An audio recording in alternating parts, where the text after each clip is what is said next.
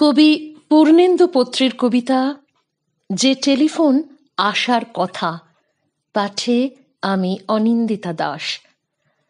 যে টেলিফোন আসার কথা সে টেলিফোন আসেনি।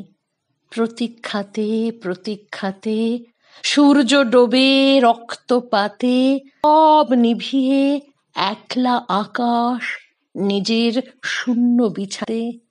একান্তে যার হাসির কথা হাসেনি। যে টেলিফোন আসার কথা আসেনি। অপেক্ষমান বুকের ভিতর কাঁসর ঘণ্টা, শাঁখের উলু, 100 বনের বাতাস এসে একটা গাছে হুলুস্থুলু। আজ বুঝি তার ইচ্ছে আছে, ডাকবে আলিঙ্গনের কাছে।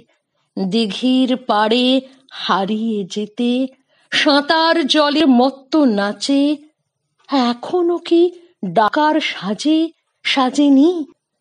যে টেলিফোন বার কথা বাজেনি।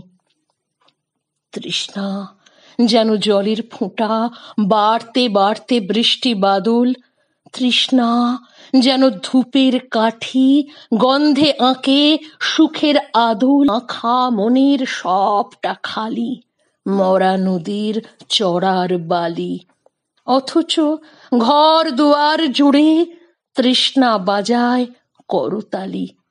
প্রতীক্ষা তাই প্রহরবিহীন, আজীবন ও সর্বজনীন। সরোবর তো সবার বুকেই, পদ্ম কেবল পর্দা। স্বপ্নকে দেয় সর্বশরীর, সমক্ষে সে ভাসে না।